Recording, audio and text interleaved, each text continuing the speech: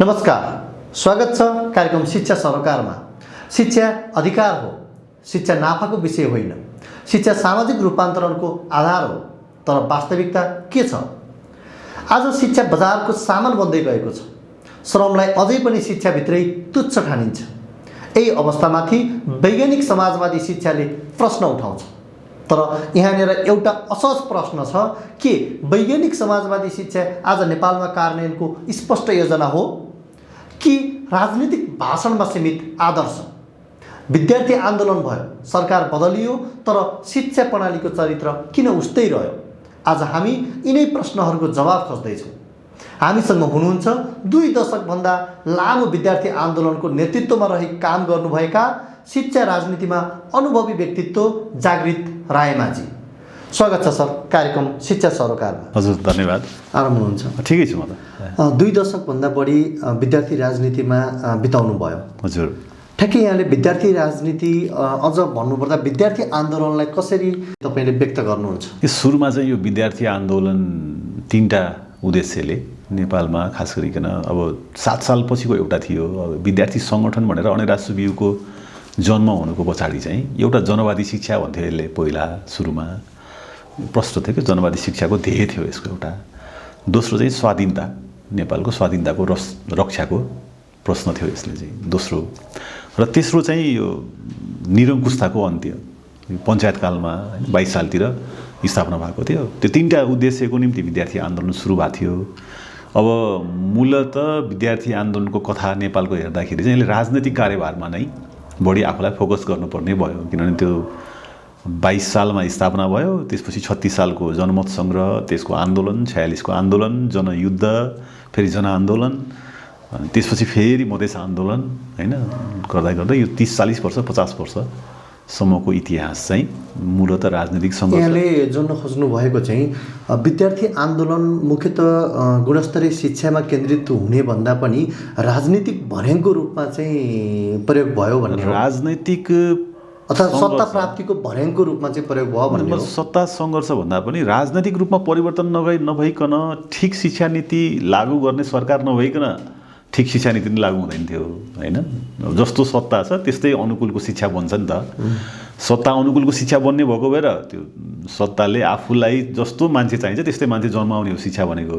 त्यसकारण तपाईँ गलत व्यवस्थाभित्रबाट ठिक शिक्षाको परिकल्पना गर्न सक्नुहुन्न। भनेको विगतको विद्यार्थी आन्दोलनले शिक्षा सुधारको एजेन्डा नै बोकेन? बोक्यो सुरुदेखि नै। त्यसले जनवादी यसले बोकेर त अहिलेसम्म शिक्षामा भएका सामान्य सुधारका जे प्रयत्नहरू छन् त्यो विद्यार्थी आन्दोलन नेपालमा थिएन भने नेपालको शिक्षाको हालत आज कहाँ हुन्थ्यो भनेर त एकचोटि हेर्नुपर्छ। त्यसमा त ठुलो योगदान गरेको देखिन्छ। तर विद्यार्थी आन्दोलन खास गरिकन 46 पछि र 62-63 पछि चाहिँ यो विद्यार्थी आन्दोलन 46 पछि निरङ्कुशता विरोधी या प्रतिगमन विरोधी आन्दोलनमा त यो सक्षम नै भयो। तर 62-63 पछिको आन्दोलन पछि चाहिँ अहिले पछिल्लो यो 10-15 वर्ष चाहिँ विद्यार्थी आन्दोलन कुहिरोको काग जस्तो भएको छ। यो चाहिँ हो। फेरि समग्रमा अहिलेको शिक्षाको स्थिति, वर्तमान नेपालको शिक्षाको स्थितिलाई हेर्ने हो भने निजीकरण फस्टाउँदै गएको र सामुदायिक सार्वजनिक शिक्षा चाहिँ उँधो गतिमा गएको हामी विभिन्न डेटाहरूले, विभिन्न तथ्यहरू र हाम्रो आम समुदायको मनोभावनाले पनि त्यो व्यक्त गरिरहेको छ। तपाईँहरू राजनीति गर्नुभयो, आन्दोलन गर्नुभयो, दशकौँ बिताउनु भयो। अघि यहाँले भने जस्तो हामीले परिवर्तन पनि गऱ्यौँ भन्नुभयो। तर आज पनि आएर हामीले हेऱ्यौँ भने मध्यम स्तरको मान्छेहरू यो सार्वजनिक शिक्षाप्रति चाहिँ विश्वस्त हुन सकिरहेको अवस्था छैन। भनेपछि यहाँको आन्दोलनले ठ्याक्कै परिवर्तन चाहिँ के गर्यो? पहिलो कुरा त शिक्षा सम्बन्धी हाम्रो चाहिँ अवधारणा थियो नि, हामी त्यो ठाउँमा नै ठिक ठाउँमा पुगेका छैनौँ। म चाहिँ तपाईँले राखेको प्रश्नभन्दा अझ भित्र छिर्न चाहन्छु कि संसारमा कुनै पनि मान्छे अशिक्षित थिएन र छैन। संसारमा कोही पनि मान्छे अशिक्षित थिएन। तर शिक्षाको तहहरू त होइन होइन होइन होइन कोही पनि मान्छे अशिक्षित थिएन। त्यसो हो भने मान्छेलाई अशिक्षित केले बनायो त? यदि संसारमा कोही पनि मान्छे अशिक्षित थिएन भने मान्छेलाई अशिक्षित केले बनायो त? हामी यहाँबाट शिक्षाको, नेपालको शिक्षाको बहस गर्न जरुरी छ। दक्षिण एसियाको शिक्षाको बहस गर्न जरुरी। हाम्रो गाउँघरमा या हाम्रो नेपाली समाजमा या दक्षिण एसियाली समाजमा हरेक मान्छेहरू आफ्नो काम गर्थे, हैन त? हरेकको आफ्नो कार्यविभाजन थियो।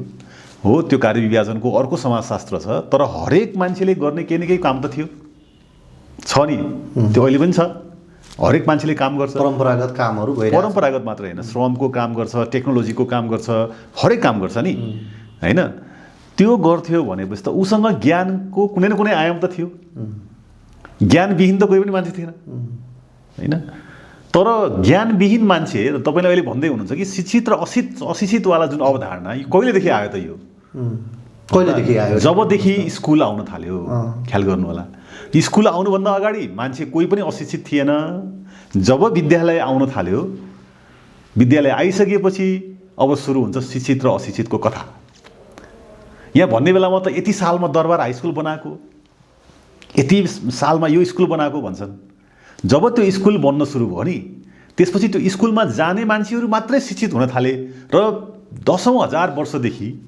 तपाईँ हाम्रो समाजमा जे ज्ञान थियो नि जे ज्ञान थियो जे प्रविधि थियो जे हाम्रो आर्किटेक्ट थियो जे हाम्रो इन्जिनियरिङ थियो त्यो शानदार थियो तर जब स्कुल आयो र स्कुल आउन थालेपछि स्कुलले के गर्यो भन्दाखेरि स्कुलमा जाने मात्रै शिक्षित हुन थाल्यो र स्कुलमा नजाने सबै अशिक्षित एकैचोटि होलसेलमै यहाँबाट सुरु हुन्छ तपाईलाई म भन्छु चाँगो नारायण बनाउने मान्छे आर्किटेक्ट हो यहाँनिर थोरै रोकेँ तपाईले त्यहाँनिर शिक्षालाई चाहिँ व्यावहारिक ज्ञानसँग अर्थात् उहाँको चाहिँ एउटा स्किलसँग जोड्न खोजे जस्तो मैले बुझेँ होइन शिक्षा भनेको के हो के भन्नु जम्मा शिक्षा भनेको के हो भने मानिसले प्रकृतिसँग सहकार्य गर्ने क्रममा उसले दुईटा कुरा हासिल गर्छ एउटा ज्ञान हासिल गर्छ अर्को सिप हासिल गर्छ ज्ञान र सिपको योग हो शिक्षा अरु केही पनि हैन शिक्षा ज्ञान हो र अर्को सिप हो भनेपछि त यो भन्दा अगाडि जति बेला विद्यालय आयो विद्यालय भन्दा अगाडि आउँदाखेरि मानव इतिहासमा ज्ञान छैन त तर सीमित थियो होला सीमित मात्रै होइन नि ज्ञान त असीमित हुन्छ र हैन असीमित पनि थियो नि त ज्ञान त थियो ज्ञानको त दायरा हुन्छ होला स्वास्थ्य प्रणाली छुट्टै थियो खाद्य प्रणाली छुट्टै थियो उत्पादन प्रणाली छुट्टै थियो एग्रिकल्चर सिस्टम छुट्टै थियो हाम्रो घर बनाउने आर्किटेक्ट छुट्टै थियो आर्किटेक्ट त्यसको इन्जिनियरिङ छुट्टै थियो 2000 वर्षसम्म टिक्ने घर बनाउँथ्यौं हामी जति बेला नेपालमा स्कुलै थिएन 2000 वर्षसम्म टिक्ने घर त्यो पनि प्राकृतिक खालको जाडोमा न्यानो हुने गर्मीमा शीतल हुने घर बन्थ्यो त्यो ज्ञान हो कि होइन त्यो चाहिँ सिप हो कि होइन त्यो सिप मात्रै हो त त्यो मैले फेरि पनि हजुरलाई अझै प्रश्नमा केन्द्रित गर्न चाहे मेरो प्रश्न चाहिँ कहाँनिर थियो भने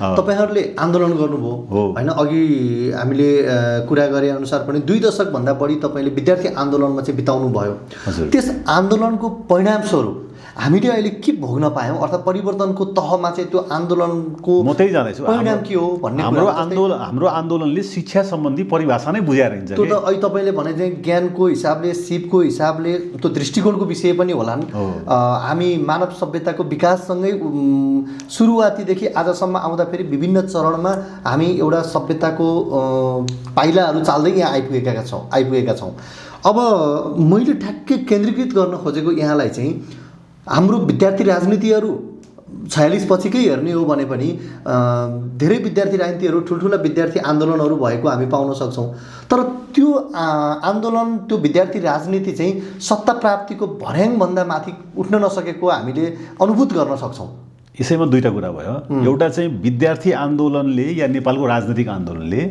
ज्ञान र शिक्षा सम्बन्धी यसको जे अवधारणा थियो नि त्यहाँ नै पुगेको रहेछ क्या हामी जति बेला हामी विद्यार्थी आन्दोलन गरिराखेका थियौं किनकि हामीलाई के लागेको रहेछ भने विद्यालय शिक्षाभित्र जे पाइन्छ हैन विद्यालयभित्र कलेजभित्र जे पाइन्छ त्यो मात्रै ज्ञान हो त्यो मात्रै शिक्षा हो भन्ने पढाइयो हामीलाई त्यहाँ राम्रो भयो हुन्छ भन्ने पढाइयो शिक्षाको संकुचित अर्थमा हामी केन्द्रित भयो र त्यसले हामीलाई के गर्यो त अन्तत आइसकेपछि आज आइसकेपछि हेर्नुस् त भन्नुभयो भने विद्यालय शिक्षाभित्रको ज्ञान यो चाहिँ मेघालय भन्छ ईस्ट इन्डिया कम्पनीबाट जब भारतमा चाहिँ मेघालय एकजना बेलायतको शिक्षाविदले आफ्नो लिएर गयो त्यही मेघालयवाला आयातित ज्ञान चाहिँ हाम्रो ज्ञान बन्यो हैन भाषा विशुद्ध भाषा हाम्रो ज्ञान बन्यो एउटा भाषा जान्नेपछि हामी शिक्षित भइहाल्यौँ हामी त्यस्तो अवधारणामा हामी गयौँ र विद्यालय आइसकेपछि हाम्रो कलेजहरू बनिसकेपछि पञ्चायत बहुदल र पछिल्लो जो लोकतन्त्र भनिन्छ या गणतन्त्र भनिन्छ यो तीनटा राजनीतिक व्यवस्थामा जस्तो शिक्षा नीति लागू भयो नि त्यो शिक्षा नीतिले चाहिँ सारा मानिसहरूलाई बरु अशिक्षित बनाउने काम भयो भन्छु म त होइन। त्यसो हुँदा विद्यार्थी आन्दोलनले चाहिँ तपाईँले भनेको ठाउँमा कहाँनिर पुगेन त भन्दाखेरि दुईवटा कुरामा पुगेन।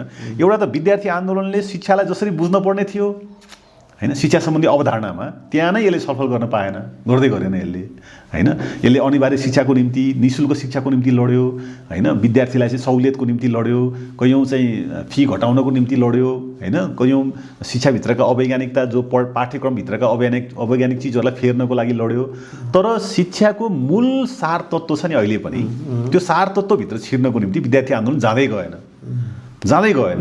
होइन। र अहिलेसम्म आउँदाखेरि चाहिँ अब के हुने भयो त भन्दाखेरि विद्यालय शिक्षा या विश्वविद्यालय शिक्षाले चाहिँ हामीलाई विदेशमा श्रम गर्न पठाउने एउटा श्रमिक उत्पादन गर्ने कारखाना मात्रै भयो यो अहिले आइसकेपछि चाहिँ। यो चाहिँ तपाईँले के पाठ्यक्रममा नै दोष देख्नुभयो? पाठ्यक्रम हामी नेपालको शिक्षा प्रणाली नै, किनकि शिक्षाको मूल उद्देश्य भनेको त उत्पादनमूलक हुनुपर्छ, अनुसन्धानमूलक हुनुपर्छ। अनुसन्धान र उत्पादन, म यहीँनिर मेरो क्वेसन नै ठ्याक्कै यहीँनिर थियो।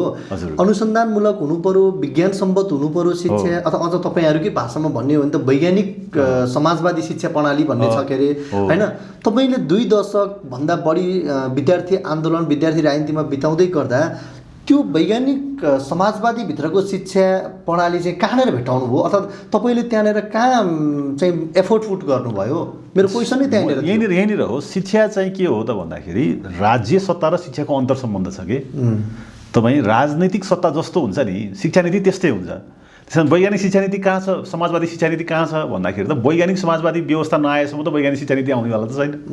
यो शिक्षा नीतिभित्रको सुधारको प्रश्न हो। तर यो शिक्षा नीतिभित्रको सुधारको प्रश्नमा पनि हामी गहिरो ढङ्गले जान सकेन रहेछौँ, त्यसको जरामा रुट कजमा हामी जान सकेन रहेछौँ भन्ने एउटा प्रश्न भइहाल्यो। अब रह्यो कुरा विद्यार्थी आन्दोलनको जे तपाईँले प्रश्न, यो एकदम स्वीकार्नुपर्छ नि यो कुरा त, कि विद्यार्थी आन्दोलनले शैक्षिक एजेन्डामा जो फोकस्ड भएर लाग्नुपर्ने हुन्थ्यो आफ्नो कर्ममा, आफ्नो मूल कर्ममा, त्यसमा ऊ फोकस हुन सकेन। पछिल्लो शिक्षाको लागि लड्नुपर्नेमा, समग्र शिक्षा कस्तो हो, त्यो शिक्षा कस्तो हुनुपर्छ, त्यो शिक्षा नीति कस्तो हुनुपर्छ होइन भन्ने ठाउँमा ऊ लड्नै सकेन।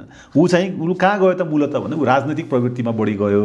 यो यसमा त शङ्कै छैन नि होइन। त्यसमा त र पछिल्लो 10-15 वर्षदेखि त विद्यार्थी आन्दोलन नेपालमा यस्तो भएको थियो कि कुनै पनि मुभमेन्ट विद्यार्थी सङ्गठन बिना या आन्दोलन बिना कुनै पनि मुभमेन्ट नेपालमा हुँदैन थियो कि। तर आज यस्तो भयो कि कुनै पनि मुभमेन्टमा विद्यार्थी आन्दोलन नै छैन कि। भनेपछि विद्यार्थी आन्दोलनको योगदान शिक्षा नीति परिवर्तन गर्नेतिर भन्दा पनि राजनीतिक अथवा सत्ता परिवर्तन गर्नेतिर बढी केन्द्रित भयो। त्यो त त्यही मात्रै केन्द्रित भयो होइन। अहिले त कस्तो भइसक्यो त भन्दाखेरि विद्यार्थी नेताहरू चाहिँ एउटा त सडकमा जाँदैनन् होइन। सडकमा जाँदाखेरि पनि होइन उनीहरूको खुट्टामा हेऱ्यो भने ऐना देखिन्छ होइन, त्यस्तो जुत्ता लगाएर जान्छन् होइन, उनीहरू कालो चस्मा लगाएर जान्छन्। यो विद्यार्थी आन्दोलन विकृत हुनेमा त कहीँ न कहीँ तपाईँहरूको पनि त योगदान होला नि। सबै आफ्नो भागीदारी त लिनु पऱ्यो नि त। सबैले आफ्नो जिम्मा लिनुपर्छ नि। आफ्नो कमजोरीलाई हटाएर कसैले आफ्नो कमजोरी छैन भनेर बहस गरेर त काम छैन। कमजोरी सहित छौँ हामी सबैजना। तर मुख्य कुरा चाहिँ के हो भने विगतलाई सम्झेर अहिले आत्मालोचित हुन चाहन्छु। म त्यस्तो चाहिँ छैन। म जति बेलासम्म विद्यार्थी आन्दोलनमा थिएँ, विद्यार्थी सङ्गठनमा थिएँ, त्यति बेलासम्म तपाईँ फेरि नेतृत्व पङ्क्तिमै हुनुहुन्थ्यो। एकदमै हुँदाखेरि पनि आफ्नै पार्टीको प्रधानमन्त्री हुँदाखेरि उसको विरुद्धमा होइन, यो सिस्नोले हानेपछि बाउले हाने पनि पोल्छ, काकाले हाने पनि पोल्छ, दुश्मनले हाने पनि पोल्छ भनेर मुभमेन्टमै जाने हो हामी होइन। प्रतिपक्षी जो आन्दोलन थियो नि विद्यार्थी आन्दोलनको भूमिका, त्यसबाट हामी कहिले पनि च्युत भएनौँ जति बेलासम्म हामी मुभमेन्टमा थियौँ पर्सनल्ली कुरा गर्दाखेरि। तर फेरि राजनैतिक रूपमा त फेरि के हुन्छ भन्दाखेरि त शिक्षाको समग्र आयाममा जहाँ छलफल गर्न जानुपर्ने रहेछ त्यहाँ जान नसकेको होइन। 10औँ वर्ष 20औँ वर्ष आन्दोलनमा लाग्दाखेरि पनि शैक्षिक क्षेत्रमा परिवर्तन गर्नको निम्ति जति सकिन्थ्यो त्यहाँ गर्न नसकेको म त आत्मलक्षित हुनैपर्छ नि। रायमाझी, हजुर, यो वैज्ञानिक समाजवादी शिक्षा भनेको चाहिँ के रहेछ? यो नारामा सुन्दा फेरि एकदम राम्रो जस्तो, फेरि तपाईँको व्यवहारमा हामीले कतै पनि भेट्टाउन सक्दैनौँ, त्यो पाउन सक्दैनौँ। ठ्याक्कै के हो यो वैज्ञानिक समाजवादी शिक्षा भनेको? होइन, शिक्षा हाम्रो कस्तो छ अहिले भन्ने कुरामा हामी जानु पर्यो। यो शिक्षाको चाहिँ 5-7वटा विशेषता छ। पहिलोको सुरुमा त यो शिक्षाले जेलाई शिक्षा भनेको छ त्यो शिक्षा नै होइन, मैले अघि भनिसकेँ। दोस्रो कुरा यो महँगो छ, तेस्रो कुरा यो असमान छ, यो अवैज्ञानिक छ। र मुख्य कुरा चाहिँ अहिले हामीले दुईवटा कुरा, एउटा चाहिँ शिक्षाले चाहिँ त्यो देशलाई आत्मनिर्भर बनाउन या त्यो देशलाई उत्पादन केन्द्रित बनाउनलाई मेहनत गर्नु पर्थ्यो शिक्षाले के। चाहे त विद्यालय शिक्षा हो, चाहे हाम्रो शिक्षा चाहिँ कस्तो छ त भन्नुहुन्छ भने यो शिक्षाले कुनै पनि विद्यार्थीलाई कुनै पनि कुरा उत्पादन गर्न सक्ने बनाउँदैन। अर्थात् शिक्षा उत्पादनको साधन बन्न सकेको छैन, उत्पादनमूलक नै छैन होइन। 95% नेपालको विद्यार्थीहरू के गर्छन् त? कृषि काम गर्छन्? गर्दैनन्।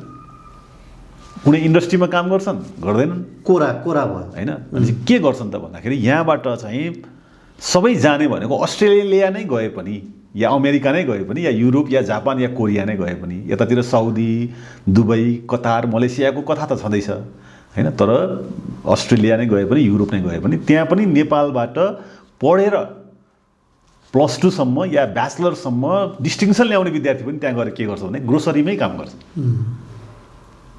होइन त, पेट्रोल पम्पमै काम गर्छ। भन्नुको मतलब चाहिँ श्रमिक नै बन्न गइराखेको छ कि यो उत्पादक बन्न गइराखेको छैन भने यसको उत्पादक बन्ने क्यापेबिलिटी नै छैन यो शिक्षा नीतिभित्र। त्यहाँ सबभन्दा मुख्य पहिलो हाम्रो शिक्षाको समस्या र खराबी पक्ष यो एउटा।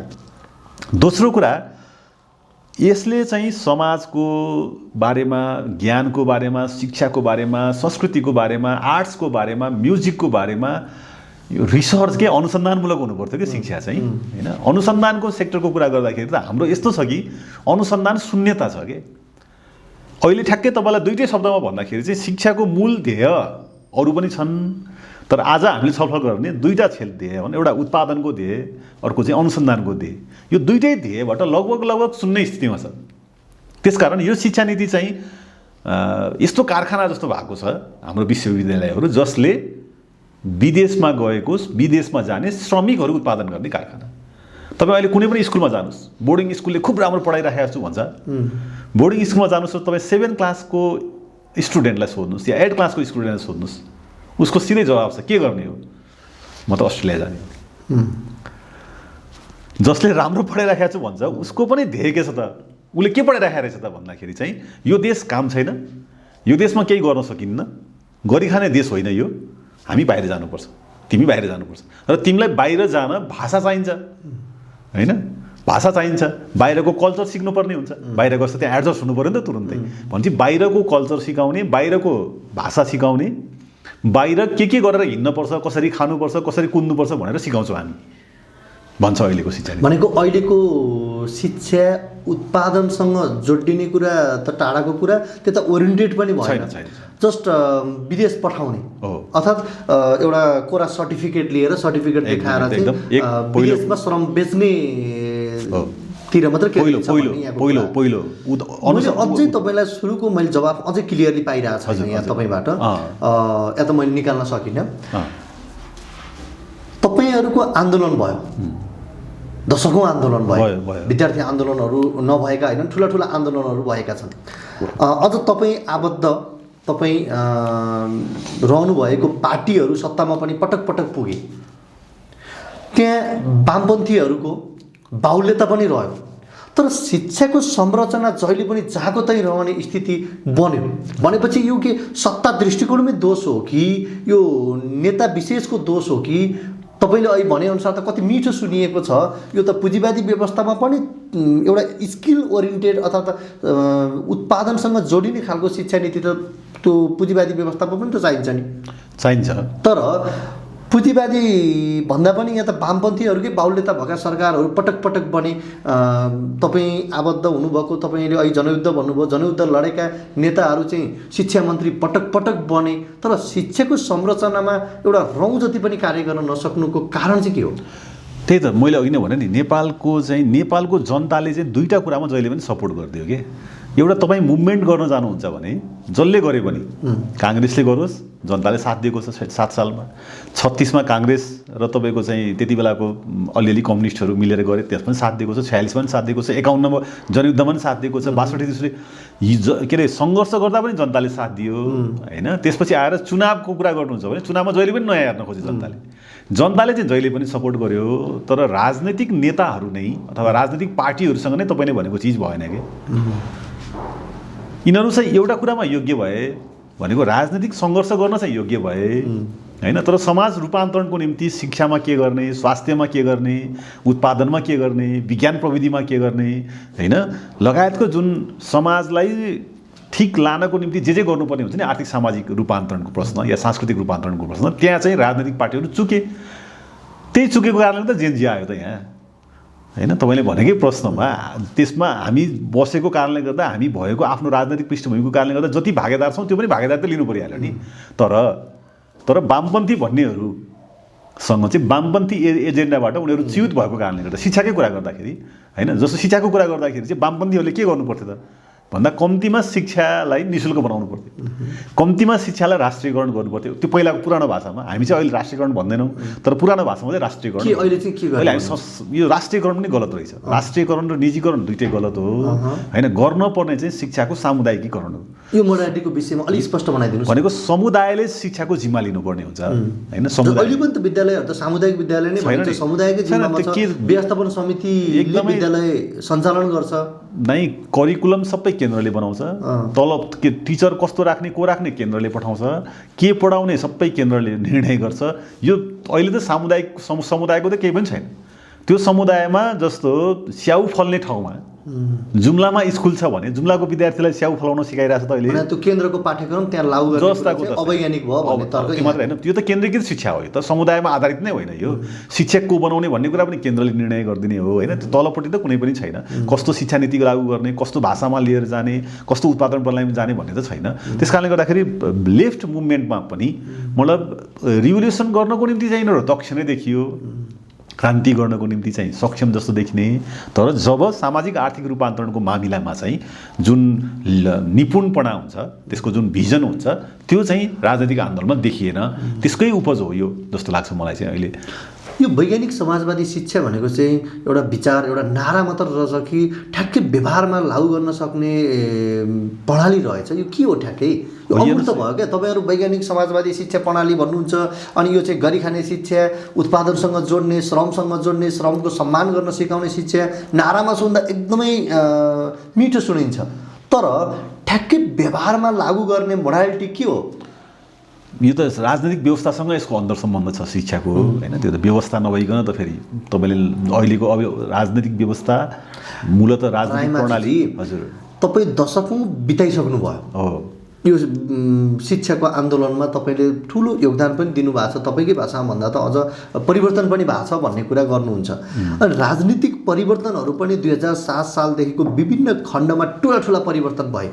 संविधान सभाको निर्वाचन भयो र संविधान सभा मार्फत संविधान लेखन भएर घोषणा भयो। अहिले हामी त्यो संविधान अन्तर्गत यहाँ बहस गरिरहेका छौँ भने तपाईँले भन्नुभएको वैज्ञानिक समाजवाद अथवा त्यो राज्य सत्ता कसरी प्राप्त हुन्छ र तपाईँले वैज्ञानिक समाजवादी शिक्षा प्रणाली लागू गर्नुहुन्छ? यही हो कि हाम्रो मत नै यहीँनिर हो कि तपाईँले भने जस्तो राजनीतिक व्यवस्था परिवर्तन भइसकेकै छैन कि हैन।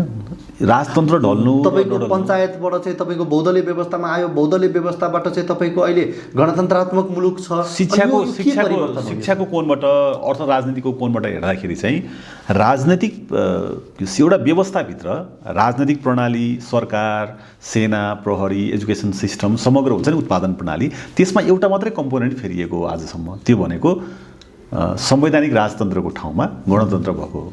तर शिक्षाको कोणबाट, स्वास्थ्यको कोणबाट, सामाजिक आर्थिक अन्तर्वृत्तिको कोणबाट चाहिँ समाज जहाँको त्यही नै छ अर्थ राजनीतिक हिसाबले छ। यो व्यवस्था फेरियो, अवस्था फेरिएन भन्ने छ नि एउटा, यो भाष्य बनाइएको छ पछिल्लो 10-15 वर्षमा। यो होइन, व्यवस्था नै फेरिएको छैन। व्यवस्था नै इसेन्समा फेरिएको छैन। किनभने जुन शिक्षा नीति पञ्चायतले ल्याएको थियो त्यही शिक्षा नीति नै अहिले लागू भइरहेको छ।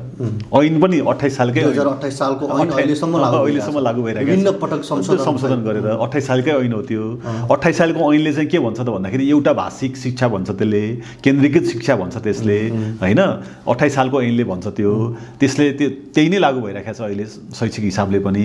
अर्थतन्त्रको हिसाबले पनि नवउदारवाद भन्ने जो आएको थियो त्यही नवउदारवादमै अहिले नेपाल गइरहेको छ। भनेपछि उत्पादन प्रणाली, अर्थ राजनीति, शैक्षिक कार्ययोजना, शिक्षा नीतिको हिसाबले चाहिँ नेपालको शिक्षा नीति अथवा अवस्थाको हिसाबले व्यवस्था फेरिएको चाहिँ होइन, व्यवस्था फेर्न बाँकी नै छ। त्यसकारणले गर्दा वैज्ञानिक शिक्षा, समाजवादी शिक्षाको जो कुरा गर्दाखेरि चाहिँ यो चाहिँ सुन्दाखेरि सुन्दर होइन के हैन। यो चाहिँ अहिले पनि प्र्याक्टिकल छ। जस्तो भनौँ न, हामीले के भन्यौँ भने उत्पादनमा आधारित शिक्षा हुनु पऱ्यो भन्यौँ नि त हैन। भनेपछि आज तपाईँ हेर्नुहोस्, एकचोटि चङ्गा मन चङ्गा बनाएर हेरौँ न, संसारमा कुन चाहिँ देश सफल छ त अहिले भन्दा दुई थरी देशहरू सफल छन्। एउटा चाहिँ अमेरिका जस्तो अरूलाई लुट्ने देश सफल छ, लुट्ने के लुट्न जान्छ क्या, त्यो जबरजस्ती लुट्न जान्छ, पुरा लुटेरा जस्तो, त्यस्तो देशहरू सफल छन् एउटा। अब त्यसलाई सफल भन्ने कि नभन्ने, त्यो त लुट तन्त्रलाई सफल भन्नु पर्ला। संसारको रिसोर्सेसहरू लुटेर होइन आफू धनी बन्ने कुरा चाहिँ सफल होला कि नहोला, तर अब लुटेर भए पनि त्यो सफल छ एउटा। अर्को चाहिँ प्रोडक्सन गरेर सफल छ, उत्पादन गरेर सफल छ होइन त। भनेपछि उत्पादनमा जानुपर्छ भन्ने कुरा भन्न मात्रै सुन्दर भयो त। तपाईँलाई म यहीँनिर जोड्छु, तपाईँ शिक्षा मन्त्री बन्नुभयो, हजुर, तपाईँको पहिलो निर्णय के हुन्छ? म बन्दिनँ। अनि यो शिक्षा मन्त्री यहीँनिर हो। अब यहीँनिर तपाईँ एकदम चुरो कुरामा आउनु। हिजोसम्म चाहिँ कुनै एउटा मन्त्रीले होइन, कुनै एउटा मन्त्रीले शिक्षा सम्बन्धी नीति बनाएर अनि त्यसपछि उसले शिक्षाको मुक्ति गरिदिने भन्ने थियो कि है। मान्छे तपाईँले सोचेको व्यवस्थामा शिक्षा मन्त्री, अर्थमन्त्री के मन्त्रीहरू यो तपाईँले लेख्नु भएको छ नि सरोकार भनेर, शिक्षा सरोकारवाला होइन। शिक्षाको निर्णय तपाईँले एकदम यस्तो राम्रो टाइटल रोज्नु भएको छ तपाईँको यो पोडकास्टको टाइटल, सरोकारवालाले हो नीति बनाउने, प्रतिनिधिले नीति बनाउने होइन। शिक्षा सम्बन्धी नीति बनाउँदाखेरि त शिक्षाका सरकारवालाहरूको तपाईँ पनि हो नि, तपाईँले शिक्षामा काम गरिरहनु भएको छ भने एउटा मन्त्रीले कुनै नीति बनाइदिएर कुनै देशको शिक्षा नीति मुक्त हुन्छ त होइन? कोही न सरकार होइन, नेतृत्व त चाहिन्छ होला, नेतृत्व नै सरकारवालाहरू। शिक्षा मन्त्री पनि त सरकारवाला होइन, त्यो त प्रतिनिधि हो, त्यो प्रतिनिधि हो। सरकारवाला भने चाहिँ को हो भने अभिभावक हुन्छ, विद्यार्थी हुन्छ, प्रोफेसर हुन्छ, शिक्षाविद हुन्छ, अनुसन्धानकर्ता हुन्छ। त्यो शिक्षाको निम्ति चाहिने जो सरकारवालाहरू छन् नि, उनीहरू बसेर उनीहरूले निर्णय गर्ने हो। यदि तपाईँ कसैलाई मन्त्री हुनुहुन्छ भने त्यसले लागू मात्रै गरिदिने हो। होइन, मेरो क्वेसन चाहिँ अझै तपाईँलाई त्यो अथोरिटी भयो, त्यो अथोरिटीवाला फेरि भन्दैछु, तपाईँलाई त्यो अथोरिटी भयो, तपाईँले अहिले जो वैज्ञानिक समाजवादी शिक्षा प्रणालीको वकालत गरिरहनु भएको छ, तपाईँलाई त्यो लागू गर्ने अख्तियारी पाउनुभयो भने तपाईँले पहिलो निर्णय के गर्नुहुन्छ भन्ने मेरो म एउटा त यो नेतृत्ववाला सिस्टम छ नि। म तपाईँ यसमा हामी अर्को चर्चामा गरौँला। नेतृत्ववाला, केन्द्रीकृत नेतृत्ववाला, प्रतिनिधिवाला नेतृत्ववाला सिस्टम नै गलत छ भन्ने ठाउँमा भइसकेपछि त कसैलाई अथोरिटी दिने कुराले नै गलत भइहाल्छ। तपाईँले सम्पूर्ण सरकारवालाहरूको प्रतिनिधित्व गर्दै बोल्नु पर्दा प्रतिनिधित्व गर्न सम्भवै छैन। सरकारवालाहरू बरु मलाई के सोधिदिनुहोस् भने सरकारवाला बसेर कस्तो गर्दाखेरि चाहिँ शैक्षिक उन्नयन हुन सक्छ होइन भन्दाखेरि चाहिँ पहिलो कुरा के अरे मानव समाजले आजसम्म को इतिहासमा उत्पादनका विभिन्न चेनहरूमा काम गर्यो, विभिन्न तरिकाहरूबाट काम गर्यो। कहिले जमिनलाई आधारित भनेर बस्यो, कहिले पुँजीमा आधारित भएर बस्यो। पछिल्लो चरणमा चाहिँ संसारमा उत्पादन भनिसकेपछि चाहिँ अहिले हामीले के भन्ने गरेका छौँ त भन्दाखेरि विज्ञान प्रविधि चाहिँ उत्पादन भन्ने बित्तिकै त्यसको प्यारलल सिनोनिम भन्छौँ क्या अहिले चाहिँ हामी। यदि विज्ञान प्रविधि छैन भने केही पनि उत्पादन छैन भन्छौँ अहिले हामीले होइन। त्यसकारण यदि सरकारवालाहरूलाई त्यो अथोरिटी दिने र शिक्षा सम्बन्धी निर्णय गर्ने हो भने मेरो सल्लाह चाहिँ के हुन्छ भने, के निर्णय गर्नेको सल्लाह हुन्छ त भन्दाखेरि नेपाली समाज चाहिँ त्यो समग्रमै अब विज्ञान प्रविधिमा आधारित उत्पादन प्रणाली र शैक्षिक प्रणालीमा जानु पर्यो। ठ्याक्कै त्यो एउटा कक्षा कोठाबाट चाहिँ कसरी सुरु गर्ने, म अलिकति त्यसलाई ठोस अर्थात् अलिक मूर्त रूपमा उत्तर चाहिरहेको छु। कक्षा कोठावाला कन्सेप्टमा जो छ नि, अहिले त हामी त कहाँ छौँ भने मानौँ अहिले नेपालमा कोही पनि शिक्षकै छैन। एकछिनलाई मान्नुहोस्, एकछिनलाई परिकल्पना गरौँ, 80-90 हजार 1 लाख कति शिक्षकहरू हुनुहुन्छ होइन। कति सङ्ख्या त ठ्याक्कै मलाई यकिन भएन। निजी र सरकारी स्कुल, निजीमा मात्र 2 लाखको क्लेम पनि गरेको छ, 2 लाख 3 लाखै होला शिक्षक। अहिलेको शिक्षा पढाउन नि मैले यो चुनौती गरे होइन, मेरो कसैसँग मेरो रिस आवेगको कुरा पनि होइन। एकजना पनि टिचर चाहिँदैन। भने तपाईँले अहिले भने जस्तो व्यवस्था आयो भने यहाँ विद्यालय होइन, व्यवस्था आउनु पर्दैन। व्यवस्था अहिले नै व्यवस्था आउनै पर्दैन। अहिले समाजवादी व्यवस्था आउनु पर्दैन, वैज्ञानिक समाजवादी व्यवस्था आउनु पर्दैन। अहिलेको शिक्षा पढ्नको निम्ति एउटा विद्यार्थीलाई जे अहिले पढिराखेको छ नि 1 देखि ब्याचलरसम्म र मास्टर डिग्रीसम्म जे पढिराखेको छ त्यति पढ्नलाई एकजना पनि टिचर चाहिँदैन। के कसरी सम्भव छ? तपाईँको बच्चाले या तपाईँको भाइ बहिनीहरूले अहिले कसरी पढिरहेका छन्? स्कुलबाट बढी पढिरहेका छन् कि टिकटकबाट पढिरहेका छन् या युट्युबबाट हेरेर बढी पढिरहेका छन्? या विद्यालयमा पढेको शिक्षा जे पढाइराखेको छ त्योभन्दा अझ एडभान्स शिक्षा उसले यहाँबाट पढिरहेको छ कि छैन? कति पर्सेन्ट चाहिँ उसले स्कुलबाट पढेर सिकेको छ? ल एकचोटि अनुसन्धान नै गर्नुहोस् न। एउटा विद्यार्थी आज स्कुल जाने विद्यार्थीले स्कुलबाट कति सिकिराखेको छ र उसको हातमा भएको मोबाइलबाट कति सिकिराखेको छ म दावाका साथ भन्छु। यहाँनिर यस्तो भयो क्या रायमाझी, हजुर। तपाईँले यो जे भनिरहनु भएको छ मैले चाहिँ अलिकति वस्तुवादी भएर तपाईँसँग उत्तर चाहिरहेको छु। जस्तै यहाँनिर के छ भने वैज्ञानिक समाजवादी शिक्षा भन्नु र त्यसको लागि राज्य सत्ता नबन्नु अथवा नहुनु एउटा विरोधाभासपूर्ण स्थिति छ। त्यो विरोधाभासपूर्ण स्थितिको समाधान के भन्ने एउटा प्रसङ्ग छ। सँगसँगै अहिले तपाईँले जे भनिरहनु भएको छ टिकटक या टेक्नोलोजी सोसल मिडियाबाट चाहिँ विद्यार्थीहरू या नयाँ जेनेरेसन जेनजी, अझ अहिले त जेनजीको एकदमै फ्यामिलियर वर्ड छ, जेनजीहरूले जे सिकिरहेछन् त्यो तहबाट चाहिँ तपाईँको शिक्षा दिएर हामी इन्टरनेसनल मार्केटको कुरा छ, अन्तर्राष्ट्रिय प्र्याक्टिसेसहरूको कुरा पनि छन्। तपाईँ हामीले मात्र नयाँ गरेर पनि त्यो फेरि हुन्थ्यो भने त अरूले पनि गर्थे होला। हामी त अझ वैज्ञानिक दृष्टिकोणबाट विषय बहस गरिरहेछौँ भने तपाईँले भने जस्तो अब टिकटक या टेक्नोलोजी या एकदम फ्रीली चाहिँ पढ्न छोडिदियो र तिमी फ्रीली ज्ञान आर्जन गर भनेर छोडिदियो, यो विद्यालयहरू यो शिक्षकहरू कोही पनि नहुने हो भने के होला? केही पनि नहोला। के होला र विद्यालय र शिक्षक नहुँदाखेरि मान्छे ज्ञानी थिएन होला र? मैले त एकदम प्र्याक्टिकल अहिलेको कुरा गर्दैछु तपाईँसँग। तपाईँले नै खोजेको उत्तर त म किन दिन्छु र? म मेरो उत्तर मेरो नै कुरा गर्छु भनेको। तपाईँले मलाई भन्नुभयो कि विज्ञान के अरे अहिले तपाईँले चाहिँ शिक्षा सम्बन्धी निर्णय गर्नु पऱ्यो भने के गर्नुहुन्छ होइन त? पहिलो निर्णय के गर्नुहुन्छ भने पहिलो निर्णय के हुन्छ भने मान्छेले ज्ञान हासिल गर्यो आजसम्म जम्मा 3टा विधिबाट। तपाईँले कसरी सिक्नुभयो त? तपाईँले एउटा तपाईँको पुरानो पुस्ताले सिकाएर सिकियो, हाम्रो बाबुआमाले सिकाए, एउटा प्रकृतिबाट सिकेँ मैले, एउटा पढ्नुभयो भन्दैछु, एउटा पुरानो पुस्ताबाट सिक्नुभयो, एउटा बाबुआमाले सिकाउनु भयो, त्यसपछि हामीलाई शिक्षकहरूले सिकाउनु भयो। पुरानो पुस्ताले नयाँ पुस्तालाई हस्तान्तरण गरेर हामीले सिक्ने हो एउटा विधि, हामीले यो सिकेको। अर्को तपाईँले भने जस्तै हो प्रकृतिसँग सहकार्य भन्छु मैले चाहिँ। सहकार्य गर्ने क्रममा हामीलाई बिस्तारै बिस्तारै हामीले त्योसँग सहकार्य गर्दै ओडार पत्ता लगायौँ, ओडारबाट आगो पत्ता लगायौँ, आगोबाट फलाम पत्ता लगायौँ होइन, फलामबाट चाहिँ हामीले चाहिँ बिजुली पत्ता लगायौँ, बिजुली पत्ता लगाएपछि हामी कम्प्युटरमा गयौँ, कम्प्युटर पत्ता लागेको कति वर्षपछि हामीले इन्टरनेट पत्ता लगायौँ र आज एआईसम्म छौँ हामी। भनेपछि ओडारबाट एआईसम्म आउने क्रममा हामीले जो प्रकृतिसँग जो ट्याकल गरेका छौँ त्यहाँबाट हामीले ज्ञान हासिल गऱ्यौँ। एउटा पुरानो पुस्ताले दिएर, अर्को प्रकृतिसँग सङ्घर्ष गर्दाखेरि या सहवरण गर्दाखेरि, अर्को तेस्रो कुरा भनेको चाहिँ सो अध्ययन हुन्छ नि, सो अध्ययन आफैले पनि अध्ययन गर्ने होइन, पुस्तकको कुरा होला अरू कुरा होला होइन, अध्ययनबाट हामीले गऱ्यौँ, सो अध्ययनबाट गऱ्यौँ। अर्को आविष्कारबाट, वैज्ञानिकहरूको आविष्कारबाट हामीले प्राप्त गऱ्यौँ। त्यसपछि अर्को एउटा पनि छ क्लास स्ट्रगलबाट ज्ञान हुन्छ, हासिल हुन्छ, सङ्घर्षबाट कि मानव बिचको सङ्घर्षबाट ज्ञान हासिल। तर आज यो 5वटा विधिबाट भन्दा नयाँ विधिमा गयो कि संसार। त्यो नयाँ विधि भनेको चाहिँ विज्ञान प्रविधिको विधिमा गयो कि जसरी हामीले प्रकृतिबाट सिकिराखेका छौँ त्यो त सिकिराखेका छौँ। तर आज हाम्रो सिक्ने मेथड छ नि, सिक्ने मेथोडोलोजी चाहिँ हाम्रो के भयो भने साइन्स टेक्नोलोजी बेस्ड मेन भयो। पुरानो पुस्ताले पनि सिकाउने छँदैछ, कोर्स बुक बनाउने पनि छँदैछ भनेपछि जे मेन भएको छ त्यसमा आधारितमा जानु पऱ्यो शिक्षा नीति एउटा, जसले 2टा कुरा हुने भयो। एउटा कम कस्टमा विद्यार्थीले धेरै सिक्न पाउने भयो एउटा। अब रहेको कुरा टिकटक, युट्युब र जे छ त्यहाँ तपाईँले कति कक्षाको विद्यार्थीलाई कस्तो सामग्री दिने भन्ने कुरा त राज्यले, समुदायले पोलिसी बनाउँछ नि।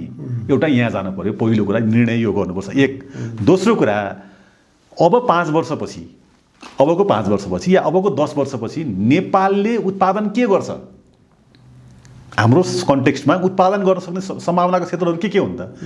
टुरिज्म होला, हाम्रो चाहिँ तपाईँको चाहिँ के भन्छ एग्रिकल्चर होला होइन, हाम्रो हाइड्रोलोजी होला, के होला हाम्रो यहाँको उत्पादन। त्यो उत्पादन चाहिँ साइन्स टेक्नोलोजी बेस्ड भएको त्यस्तो मलाई निर्णय गर्न दिनुहुन्छ भने विज्ञान प्रविधिमा आधारित लगभग 1 लाख 2 लाख 3 लाख 5 लाख 10 लाख कति जनशक्ति चाहिने हो हामीलाई सक्षम के त्यो जनशक्तिको निम्ति सम्पूर्ण शिक्षाको लगानी गर्नुपर्छ।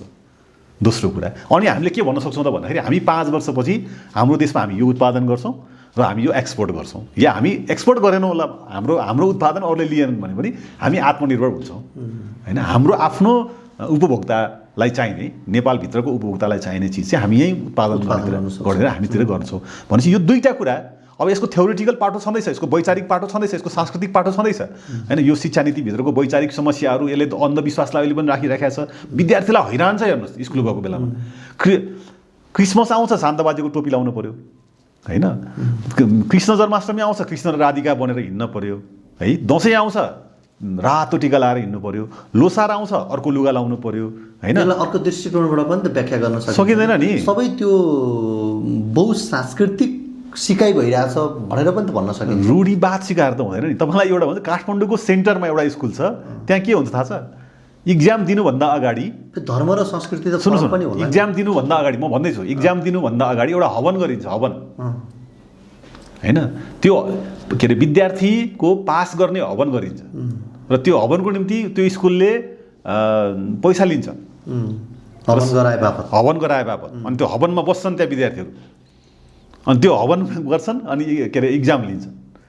यही हो त हाम्रो शिक्षा नीति। काठमाडौँको सेन्टरमा यो रूढिवाद सिकाएर, यो धार्मिक अन्धता सिकाएर होइन हामी त्यहाँ जान सक्छौँ त? हामी जान सक्दैनौँ धर्मनिरपेक्ष देशमा होइन। भनेपछि जे होस् खैर जे होस्, मतलब हाम्रो वैचारिक सांस्कृतिक पाटो त छँदैछ, तर दुईवटा कुरा अहिले हामीले गर्नु पर्यो। यसको लागि वैज्ञानिक समाजवादी मात्रै पनि हुनु पर्दैन कि। अहिले पनि विज्ञान प्रविधिमा आधारित कोर्स त बनाउन सकिन्छ नि त, बनाइ पनि राखेका छन् थोरै थोरै, तर त्यसलाई मुख्य बनाउनु पर्यो कि, मुख्य बनाउनु पर्यो एउटा। दोस्रो प्रोडक्सनमा जानु पर्यो कि। तपाईँले भन्नुभयो क्यापिटलिजमलाई जति गाली गऱ्यो भने त्यसले प्रोडक्सन गरेर बेच्छ नि त। तर हाम्रो क्यापिटलिजम त कस्तो हो भने यसले प्रोडक्सनै गर्न मान्दैन कि। यो कस्तो हो? यो बेच्नै मान्दैन, यो मान्छे बेच्न मात्रै मान्छ कि। यसले विद्यार्थीलाई लगेर राम्रो डिस्टिङसन ल्याउन ल्याएर अनि उसलाई बेच्ने, विदेशमा लगेर बेच्ने, अनि सरकारले गर्व गर्ने हाम्रो यति विद्यार्थी अहिले अस्ट्रेलियामा छन्, यति विद्यार्थी जापानमा छन् भन्नेतिर गयो। त्यसमा दुईवटा कुरा भट्टजी, दुईवटा कुरा, एउटा उत्पादनमा केन्द्रित हुने कुरा, दोस्रो अनुसन्धानमा केन्द्रित हुने कुरा, त्यहाँ चाहिँ फोकस गर्नु पर्यो। त्यसपछि मात्रै यो चाहिँ शिक्षा प्रणालीको रूपान्तरणको बहस सुरु होला। अब यसको थ्योरिटिकल पार्ट, सांस्कृतिक पार्ट, वैचारिक पार्ट के गर्ने भन्ने विषयमा त फेरि शिक्षाविदहरू सहित बसेर, मैले अघि नै भने नि, हामीले घोषणा गरिदिएर त नहुने रहेछ कि सरकारवालाहरूको कन्फरेन्सको आधारमा, उसले बनाएको नीतिको आधारमा प्रतिनिधि कोही बनाउनुपर्छ भने त्यसले लागू गर्ने गरी शिक्षालाई अगाडि लिएर जानु पर्यो। भर्खरै केही समय अगाडि यो जेनजी आन्दोलनको जगमा उभिएर बनेको सरकारको शिक्षा मन्त्री महावीर पुनले शिक्षकहरू चाहिँ राजनीतिमा लाग्नु हुँदैन भनेर एउटा स्टेटमेन्ट पनि जारी गर्नुभयो। यहाँलाई अवगत नै छ? ठिक हो। यो शिक्षक युनियन अर्थात् शिक्षक सङ्गठन, विद्यार्थी सङ्गठनहरू चाहिँ तपाईँको शिक्षा सुधारको साधन हुन् कि बाधक हुन्? नेपालको कन्टेक्स्टमा त कस्तो भयो भन्दाखेरि यहाँ यस्तो भयो कि यहाँ चाहिँ दुईवटा अतिवाद देखा पर्यो कि। नेपालमा नेता हुने चक्कर यस्तो बन्यो कि डक्टर पास गरेको मान्छे डक्टरेट, आफ्नो डक्टरेट र त्यो उसमा भन्दा पनि डक्टरहरूको एसोसिएसन खोलेर अध्यक्ष बन्नेतिर बढी के। त्यो त फेरि यही राजनीतिक दलहरूले र यो व्यवस्थाले मैले भन्दैछु त्यही त गरेको अवस्था हो नि त। यहाँ दुईवटा कुरा भयो कि। एउटा कुरा तपाईँसँग यस्तो समाज हाम्रो भयो कि तपाईँसँग भिजिटिङ कार्ड छैन भने नि, मैले भिजिटिङ कार्ड भनेपछि त बुझिहाल्नु भयो नि, भिजिटिङ कार्ड भनेको त त्यहाँ आफ्नो स्टाटस हुन्छ नि त होइन, स्टाटस दिनु पऱ्यो नि त। कसैलाई परिचय पत्र दिँदाखेरि फुत्त निकालेर म यो भनेर पऱ्यो, त्यो भएन भने त उसको अस्तित्व नहुने भयो भनेको यो समाज यस्तो भयो क्या। यहाँ यो अनुसन्धान गर्ने मान्छेको, उत्पादन गर्ने मान्छेको, किनभने एकदम किवी रोपेर होइन, तपाईँको चाहिँ ड्र्यागन फ्रुट रोपेर होइन, तपाईँको चाहिँ बन्दा रोपेर, काउली रोपेर हिँडिराखेको मान्छेको लागि त कसैले पनि गन्दैन नि त यहाँ त होइन। भिजिटिङ कार्ड भयो भने मात्रै गन्छ। अनि किसानलाई पनि के हुनुपर्ने हो भने किसान आफ्नो खेतीमा जाने भन्दा किसान एसोसिएसन खोलेर अध्यक्ष भयो भने उसको भिजिटिङ कार्ड बन्ने हो कि। यो राजनैतिक परिपाटी हाम्रो त्यस्तो हो। त्यसले गर्दाखेरि चाहिँ डक्टर पनि, इन्जिनियर पनि होइन, तपाईँको नर्सेस पनि हुँदा त अब सेलिब्रिटीहरू चाहिँ सबै पोलिटिक्समा आउने भयो। किनभने उनीहरूलाई के चाहियो भने सेलिब्रिटीवाला मात्र भिजिटिङ कार्डले पुगेन। अब पोलिटिकल होइन अथोरिटीसहितको भिजिटिङ कार्ड चाहिने हो भने पोलिटिक्स चाहिँ त्यस्तो के अरे के भन्छ छरपष्ट छिजोरे भएको कारणले गर्दाखेरि चाहिँ त्यो प्रभाव शिक्षकमा पनि देखा पर्यो। शिक्षकले आफ्नो अधिकारको निम्ति सङ्गठन खोलेर त्यो आफ्नो शिक्षकको अधिकारको निम्ति लडेको भए त त्यो सङ्गठन गजब हुन्थ्यो। हिजो विद्यार्थीमा त तपाईँहरूले त्यही सिकाएर गरेर होइन, त्यो गजब हुन्थ्यो। तर शिक्षकले के गर्यो त भन्दाखेरि चाहिँ आफ्नो पेसागत पोलिटिक्स भन्दा बढी पार्टी राजनीति गर्यो क्या। मेरो कुरा चाहिँ के हो भने शिक्षकले राजनीति गर्नुपर्छ, एकदम गर्नुपर्छ होइन, तर पार्टी राजनीति चाहिँ गर्नु हुँदैन कि। शिक्षक राजनीति गर्नु हो त होइन।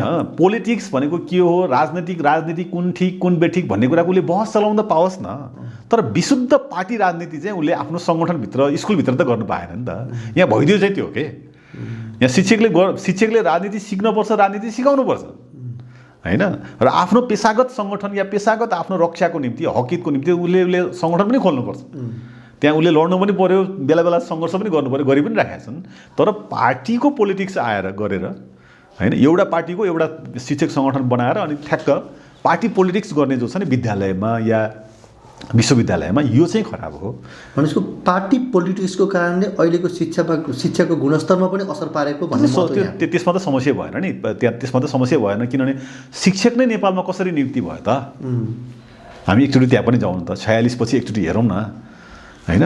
46 पछि त हुर्ती राजनीतिक रूपमा त नियुक्ति भएको छ बढी जस्तो। काङ्ग्रेस र एमाले हुर्ती हाल्या हो नि त नेपालमा त होइन, एउटा भर्ती केन्द्रै गरे हो नि त एउटा हिसाबले त। त्यसपछि आएर माओवादी आउँदा पनि त्यही भयो र अहिले पनि त्यो प्रक्रिया त एउटा यो या त्यो नाममा त चलिराखेको छ होइन। भनेपछि त यो भर्ती केन्द्रवाला मोडलमा गयो कि शिक्षकहरूको चाहिँ, यो चाहिँ गलत हो। अहिले मैले अघि नै पनि त्यो प्रश्न राखिसके जस्तो लाग्छ मलाई, तर त्यसको एन्सर ठोस रूपमा आएन कि भनेर मैले फेरि त्यसलाई पुनरावृत्ति गर्न चाहेँ। तपाईँको मध्यम स्तरका अभिभावकहरू अथवा आम मान्छेहरू सामुदायिक विद्यालय सार्वजनिक शिक्षातिर भन्दा पनि निजी विद्यालयतिर बढी आकर्षण भएको हामी पाउन सक्छौँ। निजी विद्यालयमा पनि गुणस्तर छैन भनेर अहिले तपाईँले आरोप लगाइसक्नु भएको छ। म यहाँ थोरै कम्प्लिट गर्छु अलिकति सिनारियो सहित। राज्यले जे नियम ऐनहरू बनाएको छ त्यो पनि पूर्ण रूपमा नियमन अर्थात् पालना भएको हामी पाउन सक्दैनौँ, भेट्दैनौँ। यो समग्र स्थितिमा तपाईँको दृष्टिकोण त फेरि अझ यो राष्ट्रियकरण पनि होइन, सामुदायिकरण हुनुपर्छ र समुदायको जिम्मामा करिकुलमदेखि सम्पूर्ण अहिले केन्द्रबाट जे भइरहेछ रेगुलेसन त्यो सबै समुदायले नै अख्तियारी पाउनुपर्छ अथवा त्यो स्वायत्त हुनुपर्छ भन्ने मत तपाईँको अघि नै प्रकट भइसकेको छ। यो निजी र सामुदायिकलाई हामीले छुट्याएर लान मिल्छ कि मिल्दैन शिक्षामा, अथवा यसले कस्तो खाले समाज निर्माण गर्छ? वर्गीय दृष्टिकोणबाट पनि यो त लगभग दुईवटा वर्गमा विभाजित जस्तो हामी पाउँछौँ। एउटा धन हुने अलि महँगा स्कुलमा पढाउने हुने भए, धन नहुनेहरू चाहिँ तपाईँको कमजोर एकदमै विकटमा पढ्ने जस्तो स्थिति, अर्थात् यसले वर्गीय दृष्टिकोणबाट दुईवटा वर्ग चाहिँ जन्माइरहेको जस्तो हामी पाउन सक्छौँ। शिक्षामा यो हुनु ठिक छ कि छैन, अर्थात् यसले भविष्यमा पार्ने असरहरू के हुन सक्छन्? यसमा चाहिँ दुई चारवटा पाटाहरू छन्, यसको आयामहरू छन्। तपाईँले असाध्यै त्यो गहिरो ढङ्गले यसलाई उठान गर्न खोज्नु भएको छ। पहिलो कुरा त शिक्षा भनेको पुँजीवादी देशमा पनि कि यहाँ त हाम्रो नेपाल कस्तो भयो भन्दाखेरि जो जे हो उसले आफ्नो कामै गरिदिँदैन कि। पुँजीवादी देशहरूमा पनि शिक्षा त फ्री छ, कयौँ देशहरूमा त प्राइभेट स्कुल पनि छैन नि त। भनेपछि त्यो कर्ममा पुँजीवादीहरू नै लागेनन् कि। यो समाजवादीहरूको नारै होइन क्या यो खास होइन। अब यो हुन त के भइदियो भने यसले गर्दाखेरि के भयो भने यो चाहिँ शिक्षामा चाहिँ बोर्डिङ स्कुल अथवा निजी र सरकारी हुनु हुँदैन भन्ने नारा चाहिँ कम्युनिस्टहरूको नारा भने जस्तो भइदियो क्या। यो वास्तवमा त्यस्तो होइन होइन। शिक्षा चाहिँ राज्यको हो। त्यो पुँजीवादी देशमा पनि त्यस्तो अभ्यास भइराखेको छ होइन, भइराखेकै छ त्यो। अब यो यहाँ यही नै एउटा भयो। अब हाम्रोमा चाहिँ के भयो भने एउटा चाहिँ हिजोको सरकारी शिक्षामा भएको चाहिँ त्रुटि कमजोरीको कारणले गर्दाखेरि चाहिँ मान्छेहरू अलिअलि गुणस्तरीय शिक्षाको नाममा पनि निजीमा गएका हुन् हिजो चाहिँ होइन। र जाँदा अब चाहिँ के भयो भने अब वर्ग तपाईँले अघि भने जस्तो वर्ग मेन्टेन गर्न पनि जाने भयो क्या अहिले त। कल्चरको जस्तो लत जस्तो भयो कि होइन। अहिले कयौँ यही शिक्षाको कुरा गर्दाखेरि निजी र सामुदायिकमा कयौँ त सामुदायिक विद्यालयहरू पनि उत्कृष्ट छन् नि त, तर पनि मान्छे फेरि निजीमा जानेतिर, किनभने त्यो संस्कृतिको कारणले गर्दा लतको कारणले गर्दा त्यहाँ जाने भयो। तर यो चाहिँ निजी र सरकारीवाला जो मान्यता छ यसले चाहिँ फेरि दोहोरो नागरिक दोहोरो वर्ग नै जन्माउँछ। अब अर्को एउटा चाहिँ फेरि अहिले के भयो पछिल्लो चरणमा आइसकेपछि भने सरकारी स्कुल त बढ्या छैन। हेर्नुहोस् है त यहाँ यस्तो छ क्या, यो सरकारी स्कुलको चाहिँ सङ्ख्या बढेकै छैन, बरु घटिराखेको छ मर्ज गर्ने नाममा। निजीको चाहिँ बढै छ। भनेपछि त यस्तो बनाइसकेको छ राज्यले कि तपाईँले चाहिँ तपाईँको बच्चालाई निजीमा नपढाइ नहुने पनि बनाइराखेको छ कि। किनभने सरकारीमा त तपाईँको चाहिँ क्लासरुमै नअट्ने भइसक्यो। अब हिजो चाहिँ 10% मान्छे पनि 5% विद्यार्थीहरू पनि निजीमा पढ्दैन थिए, तर आज त्यो बढ्दै गइरहेको छ र सरकारी चाहिँ थोरै ठाउँमा मात्रै हुने होइन भने यहाँतिर पनि गइरहेको छ। भने यो राज्यको चरित्र शिक्षामा रिफ्लेक्ट भएको हो। राज्यभित्रको जुन वर्गीय कन्सेप्ट छ नि त्यो चाहिँ शिक्षामा रिफ्लेक्ट भएको हो। र सबैभन्दा घातक चिज नै यही हो, सबैभन्दा घातक चिज नै यही हो कि बोर्डिङ स्कुल पढ्ने या निजी स्कुल पढ्ने र निजी शैक्षिक संस्थामा पढ्ने र सरकारी बिचको जुन मनोवैज्ञानिक रूपमा सांस्कृतिक रूपमा जुन दरार छ, जुन भिन्नता छ, त्यसले चाहिँ हाम्रो नेपालको जुन वर्गको चाहिँ जो कन्टिन्युटी छ नि, वर्गीय संरचनाको कन्टिन्युटीलाई अगाडि बढिराखेको छ। र यसले दुईवटा तिनवटा कुरालाई अवरोध गर्यो। एउटा चाहिँ यो पुँजीवादी कोणबाट पनि यसले त्यो, किनभने त्यो के अरे निजीमा पनि उत्पादन ओरिएन्टेड त छँदै छैन, केही पनि छैन क्या त्यहाँ, केही पनि छैन। उत्पादन करिकुलम त एउटै नै त हो, करिकुलम एउटै नै हो, त्यही भाषा मात्रै फरक। उसले भाषालाई नै ज्ञान भनिदियो क्या यहाँ हैन। र अहिले के भयो भन्नुहुन्छ भने यो अभ्यास त भयो 15-20 वर्षदेखि, 20-30 वर्षदेखि। अङ्ग्रेजी भाषाले चाहिँ बिस्तारै के अरे सुरुमा चाहिँ नेपालभित्रको भाषा छ नि, यहाँ तामाङ भाषा थियो, राई भाषा थियो, लिम्बू भाषा थियो, सबै भाषाहरू थियो नि त। यो भाषालाई चाहिँ नेपाली 28 सालवाला हैन, 28 सालवालाले चाहिँ नेपालभित्रको लोकल भाषाहरूलाई खाइदियो। 28 देखि 48 सम्म, 50 सम्म, 60 सम्म जाँदाखेरि त्यसपछि यो तपाईँले भनेको अहिले निजीकरणवाला जुन च्याप्टर आयो नि बाहिरबाट, आइसकेपछि चाहिँ इङ्ग्लिस भाषाले चाहिँ नेपाली भाषालाई पनि खाइदियो कि। अब किन खाना त नेपाली भाषाले सिकाएको। अझ यो समाज शास्त्रीय दृष्टिकोणबाट चाहिँ 10 वर्षपछि 15 वर्षपछि यो ट्रेनले चाहिँ हामीलाई त्यहाँ के असर पार्छ? हाम्रो नेपाली समाज भन्ने जे चिज छ नि, नेपाली समाज भन्ने चिजै रहँदैन। यदि इङ्ग्लिस कम्पलसरी गर्ने, इङ्ग्लिस मिडियमबाट मात्रै पढाउने, सामुदायिकमा पनि निजीमा पनि भने शिक्षाको कारणले पनि अबको 20-30-40 वर्ष कति लाग्ला, त्यति वर्षपछि नेपाली भाषा, नेपाली समाज, नेपाली मौलिकता हैन, नेपालको जो अपनत्व छ नि, जो नेपालको त्यो साइन्टिफिक मौलिकता भन्छौँ हामीले चाहिँ, वैज्ञानिक मौलिकता, त्यो केही पनि रहँदैन। र एउटा हिसाबले चाहिँ यो विघटन हुन्छ। जस्तै अबको 10 वर्षमा तपाईँहरूको जिम्मेवारी चाहिँ के रहन्छ? मैले अघि नै भने, अब हामीले यो जब हामीलाई के लाग्यो त अहिले भन्दाखेरि चाहिँ पहिलो कुरा त शिक्षा भनेको चाहिँ यसको हाम्रो समाजभित्रको मौलिकता पनि रहेछ कि। यहाँ चाहिँ के अरे भाषाको मात्रै कुरा होइन, हामीभित्रको वैज्ञानिक मौलिकता जे छ त्यसको पनि त रक्षा गर्नुपर्ने रहेछ हामीले हैन। हामीसँग त म्युजिक सिस्टम मात्रै, हामीसँग त 20औं कल्चरल म्युजिक सिस्टम छ हैन। हामीसँग लुगाको लगाउने स्टाइल पनि हामीसँग चाहिँ 20औँवटा छ। त ती शिक्षामा समावेश हुनै सकेन। हाम्रो खाद्य प्रणालीको कुरा गर्नुहुन्छ भने हामीले संसारलाई चाहिँ 50वटा, 100वटा, 200वटा रेसिपी सहितको नयाँ खाद्य प्रणाली दिन सक्छौँ त हामीले हैन त। हाम्रो आफ्नै खाद्य प्रणाली छ, हाम्रो आफ्नै एजुकेसन के अरे म्युजिक छ, हाम्रो आफ्नै गाना छ। हेर्नुहोस् त, हाम्रो गानामा गीतहरूमा, हाम्रो नेपालभित्र भएको गीतहरूमा हार्मोनियम र के भन्छ यो गिटारै चाहिँदैन कतिपय त्यस्तो। आफ्नो रिदम सिस्टम छ। हार्मोनियम जो सारेगमवाला जो छ उनीहरूको, त्यसको सट्टा हाम्रो आफ्नै छ हैन। भनेपछि यो सबै के भयो भने यो शिक्षा नीतिले खाइदियो। हेर्नुहोस्, भनेपछि अब हामीले अहिलेदेखि नै हाम्रो वैज्ञानिक मौलिकता, हाम्रो जनजातिभित्रको, हाम्रो नेपाली समाजको चाहिँ खसारेभित्रकै हैन, नेपाली समाजको मधेसको जे वैज्ञानिक मौलिकता छ त्यो म्युजिकमा छ, गीतमा छ, लुगामा छ हैन, तपाईँको चाहिँ खाद्य प्रणालीमा छ, स्वास्थ्यमा छ, शब्दमा छ, भाषामा छ हैन, कन्सेप्टमा छ। हेर्नुहोस् अहिले नेपालमा भएका जति पनि बोट बिरुवाहरू छन्, बाटाघाटाहरू छन्, यसको नाम त पढ्दै नपढ्या मान्छेले लेख्या हो नि त, राख्या हो नि त हैन। भनेपछि यो सबै हाम्रो वैज्ञानिक मौलिकता छ, यसको रक्षा पनि गर्नुपर्ने छ एउटा। दोस्रो कुरा, फेरि संसारमा चाहिँ प्रोडक्सन सिस्टममा साइन्स टेक्नोलोजी आयो। हामीले अघि भने जस्तो भनेपछि साइन्स टेक्नोलोजी आइसकेको छ, हामी चाहिँ कुटैले गर्छौँ। अब खुकुरी नै हो हाम्रो भनेर खुकुरी र कुटो मात्रै समातेर हैन समाजलाई अगाडि बढाउँछौँ भन्दाखेरि त त्यो त फेरि त्यसले अगाडि बढ्न सक्दैन रहेछ। भनेपछि यो दुईटाको चाहिँ साइन्टिफिक मर्जिङ कसरी गर्ने आजको मुख्य च्यालेन्ज यहाँ छ। त्यसो गर्दा हामीले सोचेको चाहिँ के हो भन्दाखेरि अब चाहिँ जति सकिन्छ जति मात्रामा हैन उत्पादन र यो फेरि अहिले हामीले शिक्षा सम्बन्धी अवधारणा पनि अलिक चेन्ज गर्नुपर्छ भन्छौँ कि 1 क्लास 2 क्लास भनेर जसरी यो शिक्षालाई ग्रेडिङ गरेर एसएलसी भनेर भनियो नि, आज विज्ञान प्रविधिले हेर्नुहोस् हामीलाई यति धेरै शिक्षाको आयाम दिएछ नि। हिजो एउटा शब्द खोज्नलाई शब्दकोशमा जानु पर्थ्यो नि, आज संसारको भाषा नै हामी हेर्न सक्छौँ कि। भनेपछि त हिजोको जस्तो सर्टिफिकेटवाला शिक्षावाला जो छ नि त्यो पुरै चेन्ज भइसक्यो। भनेपछि असीमित स्रोतहरू हामीसँग चाहिँ अभाइलेबल छ। त्यही हो, प्रचुर उत्पादन भइसक्यो हैन। हिजो चाहिँ संसारको सबै भाषाहरू या सबै किताबहरू राखेर म एउटा लाइब्रेरी बनाउँछु भने त्यो मान्छे बेवकुफ हुन्थ्यो, किन एउटा देशभरिमा पनि त्यो अड्दैन थियो। एउटा देशभरि एउटा घर बनायो भने अड्दैन थियो। तर आज त एउटा मोबाइलभित्र संसारको लाइब्रेरी अड्छ। भनेपछि यो अवस्थामा शिक्षा सम्बन्धी हाम्रो अवधारणा पनि अब चेन्ज गर्नु पर्यो। त्यो भनेको चाहिँ यसको आयाम फराकिलो भएको छ। अब त्यो आयाम फराकिलो भएर गएको छ। त्यसकारण हामीले चाहिँ यो के अरे शिक्षालाई चाहिँ विद्यालय या विश्वविद्यालयको ग्रेडिङवाला सिस्टमबाट हैन नलेज र सिप ज्ञान र सिपमा कन्भर्ट गर्न सक्यौँ भने र विद्यालय शिक्षालाई पनि ग्रेडिङ शिक्षाको बृहत अर्थ अनुसार हामी चाहिँ शिक्षा प्रदान गर्नु पर्यो। त्यो भनेको चाहिँ सबै मान्छे शिक्षित हुन सक्ने, सबै मान्छेसँग ज्ञान हुन सक्ने र सबै मान्छेसँग सिप हुन सक्ने, आफ्नो क्षेत्रमा हुन सक्ने अवस्था ल्याइदियो।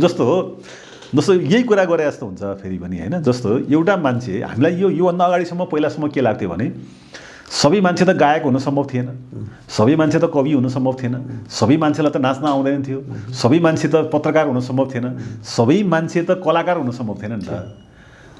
मतलब टिकटकलाई तपाईँ जति यसले के ल्यायो भने पनि सबै मान्छेलाई अब उसको स्तर अनुसार के राम्रो नराम्रो त होला, कलाकार बनाएको छ नि, उसको त अनुसारको कला प्रस्फुटन भइरहेछ नि। हरेक घरका मान्छेहरू आज कलाकार भएको छ भनेपछि त हरेक मान्छेसँग कलाकारिता रहेछ, धेरै थोरै मात्र रहेछ। अब त्यो कलाकारिताको गुण कस्तो हुन्छ भन्दाखेरि तपाईँले कस्तो खालको कल्चर देखाउनुहुन्छ होइन, तपाईँले राज्यमा कस्तो खालको कल्चरलाई प्रमोट गर्नुहुन्छ राज्यले भन्ने आधारमा नि उसको कलाकारिता हुने हो र होइन र भने। यदि ऊ क्रिएटिभ हुने हो भने त शानदार हुने हो नि त। हो त एउटा संसारमा सबै मान्छे त पत्रकार हुन सम्भव थिएन। पत्रकार हुन त तपाईँको चाहिँ ठुलो ठुलो बिग हाउसमा जानु पर्थ्यो, त्यहाँ इक्जाम दिएर कार्ड लिएर गर्नु पर्थ्यो। आज त हरेक मान्छे पत्रकार रहेछ त। कहीँ कुनै घटना भयो भने उसले फ्याट हालिदिन्छ त। सूचना होइन त पत्रकारिताको एउटा मुख्य भनेको सबभन्दा सुरुमा सूचना दिने भन्ने, सूचना प्रवाह गर्ने सबभन्दा सुरुमा के फर्स्ट इन्फर्मेसन हो नि त। भनेपछि त हरेक मान्छे पत्रकार रहेछ भने। अब कवि भनेको कस्तो हुन्थ्यो भन्नुहुन्छ भने होइन, दाढी पालेको होइन, अलिक शालीन टाइपको लगाएको महिलाहरू छ भने चाहिँ तपाईँको चाहिँ के अरे अलि के लगाएको होइन, एकदम त्यस्तो खालको मान्छेहरू मात्रै हुन्थ्यो भन्थ्यो। तर अहिले के भयो त भन्दाखेरि फेसबुक आइसकेपछि तपाईँ यसो हेर्नुहोस् त हरेक मान्छेमा केही न केही कविपना, ल कविपना नभए पनि कविको त्यो कविताको चाहिँ के भन्छ फर्मेटमा नगए पनि काव्यपना त रहेछ नि त। बिहान उठ्ने बित्तिकै हरेक मान्छेले साहित्य दिन्छ नि त अहिले। भनेपछि हरेक मान्छेसँग काव्य त रहेछ।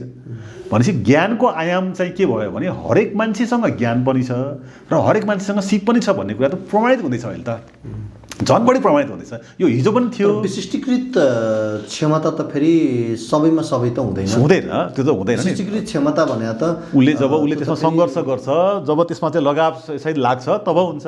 तर विशिष्ट क्षमता पनि अहिले के भयो त भन्नुहुन्छ भने हिजो चाहिँ आइन्स्टाइन जन्मिनलाई त्यहीँ जन्मिन पर्थ्यो के, जहाँ ऊ जन्मिया छ त्यहीँ जन्मिन पर्थ्यो। कार्ल मार्क्स चाहिँ जर्मनी भन्दा बाहेक या जर्मनी या तपाईँको चाहिँ युरोप भन्दा बाहेक अन्त जन्मिनु सम्भव थिएन हिजो। तर आज कुनै पनि संसारको कन्दरामा कुनै पनि वैज्ञानिक जन्मिन सक्छ। लगाव त तपाईँले भनेको जस्तो लगाव त चाहियो होइन, लगाव त चाहियो। तपाईँ म्युजिसियनै बन्ने हो भने हिजो सङ्गीतकार बन्नलाई या तपाईँको चाहिँ गिटारिस्ट बन्नलाई यो विषय स्थापित गर्नको लागि जे जति तपाईँले अहिले यहाँ पृष्ठभूमिमा राख्नुभयो त्यसमा मेरो अर्को मत भएन। तर यो स्थापित गर्नको लागि तपाईँको जिम्मेवारी चाहिँ के रहन्छ भन्ने मेरो प्रश्न थियो। मैले अब यहीँनिर आयौँ ठोस रूपमा तपाईँले चाहिँ के गर्नुहुन्छ? एकदमै यहीँ आयौँ हामी। पहिलो कुरा त यो विषय जे छ नि विज्ञान प्रविधिको विषय, ज्ञान र सिपको विषय र आजको हाम्रो वैज्ञानिक मौलिकता र संसारको लेटेस्ट जे ज्ञानको विधि छ त्यसलाई मर्ज गर्ने विषय नै प्रमुख हो भन्ने कुरालाई मैले तपाईँसँग बोलिराखेको छु, कुनै कुरा डिबेट गरिराखेको छु भने यो पनि मेरो कर्तव्य हो नि त।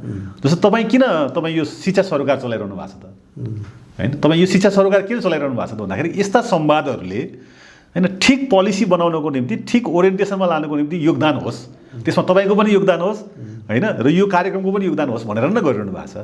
भनेपछि पहिलो कुरा त यो वैचारिकीको छलफललाई अगाडि लाने मेरो आफ्नो कर्तव्य रहन्छ। एक दोस्रो कुरा हाम्रो संरचना पनि छ, हाम्रो पार्टी पनि छ, हाम्रो विद्यार्थी सङ्गठन पनि छ। हाम्रो विद्यार्थी सङ्गठनलाई हामीले भनेका छौँ र हाम्रो विद्यार्थी सङ्गठन अहिले उत्पादनकै कामहरूमा र हामीले भनेकै शिक्षा अब हाम्रो चाहिँ के छ अहिले तपाईँले भने जस्तै भने यो वैज्ञानिक शिक्षा नीति के अरे समाजवादी शिक्षा नीतिको कल्पना गरिदिने, त्यसको ललिपप देखाइरहने, अहिले चाहिँ केही पनि नगर्ने होइन। योबाट अब हामी मुक्त हुनुपर्छ भनेको चाहिँ अब हामीले के गर्नु पऱ्यो भने विज्ञान प्रविधिमा आधारित भएर दर्शन कुन राम्रो, शिक्षा कस्तो राम्रो, संस्कृति के राम्रो, हाम्रो वैज्ञानिक मौलिकता के हो भन्ने आधारमा करिकुलम बनाउनुपर्छ भनेर हामी लागिरहेका छौँ। करिकुलम बनाइरहनु भएको छ डिजिटल करिकुलम होइन। तपाईँलाई मैले त्यो डिजिटल करिकुलमको फर्स्ट त म तपाईँलाई भरे बेलुकै दिन सक्छु हामी के विषयमा करिकुलम बनाउँदैछौँ भनेर। तर त्यसलाई एक्सपोज भएको छैन। तर हामी अब डिजिटल त्यसलाई करिकुलम बनाउँछौँ। जस्तो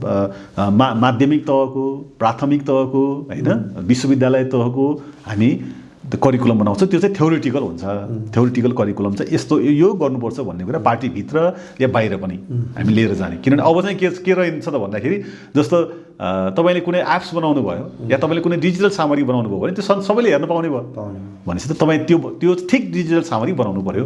डिजिटल मात्रै भएन होइन, बनाउनु पर्यो। दोस्रो कुरा। तेस्रो कुरा चाहिँ अब हाम्रो अब ध्येय के छ त हामीले साइन्स टेक्नोलोजी भन्यौँ, प्रोडक्सन भन्यौँ, भनिसकेपछि हामीले चाहिँ हाम्रो विद्यार्थी सङ्गठन पनि हाम्रो पार्टी पनि अब टोटल्ली प्रोडक्सन ओरिएन्टेड जानु पर्यो भनेर हाम्रोमा चाहिँ मलाई लाग्छ अब हामी केही समयपछि हामी सार्वजनिक गर्दैछौँ सामूहिक प्रोडक्सनवाला जो समुदायको प्रोडक्सनवाला अभ्यासमा चाहिँ हामीले त्यो प्रोडक्सनमा चाहिँ तपाईँको विद्यार्थी सङ्गठनमा आबद्ध मान्छेहरू मात्र सहभागी हुन्छ कि आम विद्यार्थी पनि सहभागी हुन्छ? आम विद्यार्थीलाई पनि ल्याउने होइन, हाम्रो विद्यार्थी सङ्गठन पनि पहिला बस्छ, पार्टीको पङ्क्ति पनि सबै उत्पादनमा लाग्छ होइन। भनेपछि यो प्रक्रियामा हामी जान्छौँ। तपाईँको विद्यार्थी सङ्गठनमा के पढिरहेका विद्यार्थी पनि छन् र? सबै पढेको मात्र, पढिराखेका मात्रै छन्। अहिले त फेरि तपाईँले एउटा कार्यक्रम यहाँ के अरे गर्नुहोस्, हाम्रो विद्यार्थी सङ्गठनको सेन्ट्रल कमिटीको सबै साथीहरूलाई म ल्याइदिन्छु, सबै कलेजमा नपढेको भन्दा बाहेक र जेनजी उमेर भन्छ नि अहिले होइन, 28 कि कति भन्ने छ, नत्र फेरि भर्ना गर्ने अनि त्यसपछि कलेज नजाने त्यो खालका कन्टिन्यू पढिराखेको विद्यार्थी भन्दा बाहेक एकजना पनि तपाईँले हाम्रो विद्यार्थी सङ्गठनमा भेट्न सक्नुहुन्न। हामी फेरि हाम्रो भनेर फेरि हाम्रो पार्टीको विद्यार्थी सङ्गठन भन्ने छैन हाम्रो। हामी उहाँहरूसँग चाहिँ उहाँहरूको आफ्नो स्वायत्तता त छ होइन, हामी सहकार्य मात्रै गर्ने हो भने। तर त्यहाँ चाहिँ फेरि कोही पनि जेनजीभन्दा बाहिरको त हुनसक्ने भयो नियमित भएपछि, तर अहिले छैन। तर पढिराखेको भन्दा एकजना पनि विद्यार्थी नेता छैन। यो त नयाँ प्र्याक्टिस जस्तो पनि भयो, किन अहिले विद्यमान दलहरूमा चाहिँ हामीले पाइरहेको तपाईँले पनि सायद भोग्नु भयो। त्यसकारण मेरो तपाईँलाई पनि अनुरोध के छ त भन्दाखेरि, तपाईँले कार्यक्रम गर्दाखेरि चाहिँ यही विषयमा पछिल्लो चरणमा 5-7 वर्षदेखि अभ्यास गरिराखेका हाम्रा विद्यार्थी सङ्गठनका नेताहरूलाई सामूहिक रूपमा ल्याएर पनि कार्यक्रम चलाउनुहोस्। त्यो प्रयास पनि गराउन, किनभने मतलब कसरी काम गरिराखेका रहेछन् त मान्छेहरूले। किन समाजमा चाहिँ ठिक कुराको चाहिँ कतै झिल्को बलिराखेको छ कि भन्ने कुरा पनि मैले तपाईँलाई रिक्वेस्ट मात्रै गरेको। ठिक छ, अब तपाईँको करिकुलम पठाउनु भएपछि करिकुलमको विषयमा पनि फर्दर हामी बहस गर्नेछौँ। आजको यो बहस चाहिँ एकदमै महत्त्वपूर्ण भइरहेको थियो। यो फेरि अलिक बृहत र भेग शीर्षक पनि हो, शिक्षा राजनीति अथवा राजनीतिमा शिक्षा, राजनीतिले शिक्षामा कसरी प्रभाव पार्छ, शिक्षाको मोडालिटीको सन्दर्भमा यहाँले आफ्नो महत्त्वपूर्ण मतहरू राखेर चाहिँ हामीलाई उपस्थित भएर जे सम्प्रेषण गर्नुभयो, यसले पक्कै पनि हाम्रो दर्शक महानुभावहरूलाई पनि एउटा खालको शिक्षा अर्थात् यो उपलब्धिमूलक एउटा फ्रुटफुल हुन्छ भन्ने हामीले आशा गरेका छौँ। जाँदै मैले सोध्न भुलेका या छोडेका र यहाँलाई भन्न मन लागेका केही विषयवस्तु छन् भने यहाँले अन्त्यमा राख्न सक्नुहुन्छ। हामी सबैजनाले हाम्रो पुरानो पुस्ताले गरेको घर्षण जे उसले भाइब्रेट गर्यो नि, हाम्रो पुरानो पुस्ताले त्यो भाइब्रेटको उपज हामी हौँ होइन। उनीहरूले गरेको ज्ञान र सिपको भाइब्रेटको कारणले गर्दा आज हामी आइरहेका छौँ होइन। हिजो क्वान्टम फिजिक्सको कारणले गर्दा आज हामी एआईसम्म पुग्न सकिरहेका छौँ। मेरो अनुरोध चाहिँ के हुन्छ भने, शिक्षामा काम गर्ने साथीहरूलाई चाहिँ एउटा चिनमा एउटा उखान छ होइन, 1 वर्षको लागि हो भने तपाईँ धान रोप्नुहोस् भन्छ उसले, 10 वर्ष 20 वर्षको लागि भने रुख रोप्नुहोस्, 100 वर्षको लागि भन्छ। त्यो असाध्यै त्यो महत्त्वपूर्ण छ। त्यो शिक्षा सम्बन्धी बहसमा चाहिँ मेरो चाहिँ के छ भने, अब हामीले आफ्नो जीवनमा जहिले तपाईँले ठिक कुरा थाहा पाउनुभयो, थाहा पाएपछि नै लाग्ने हो होइन।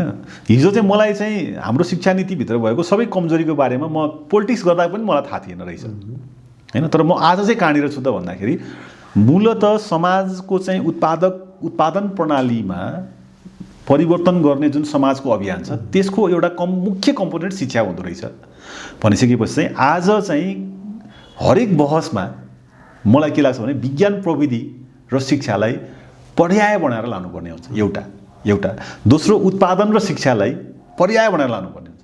यदि उत्पादन छैन भने कुनै पनि देशको कुनै पनि शिक्षा नीति केही पनि काम लाग्नेवाला छैन। तेस्रो कुरा अनुसन्धान, कम्तीमा यो 3टा, विज्ञान प्रविधि किनभने यसले चाहिँ उत्पादनको समग्र काम गर्ने भयो। दोस्रो उत्पादन, किनभने उत्पादन बिना त न समाज टिक्ने भयो न व्यक्ति टिक्ने भयो। उत्पादन नभएपछि त के हुने रहेछ भने व्यक्ति पनि परनिर्भर हुँदो रहेछ, परजीवी हुँदो रहेछ। परजीवी भइसकेपछि त्यो स्वतन्त्र हुन नसक्ने रहेछ होइन। जो स्वतन्त्र छैन त्यो आत्मनिर्भर नै हुने कुरा भएन, देश पनि व्यक्ति पनि समाज पनि। भनेपछि यो 3टा कुरामा चाहिँ फोकस्ड भएर शिक्षा सम्बन्धी बहस हामीले चलाउनुपर्छ।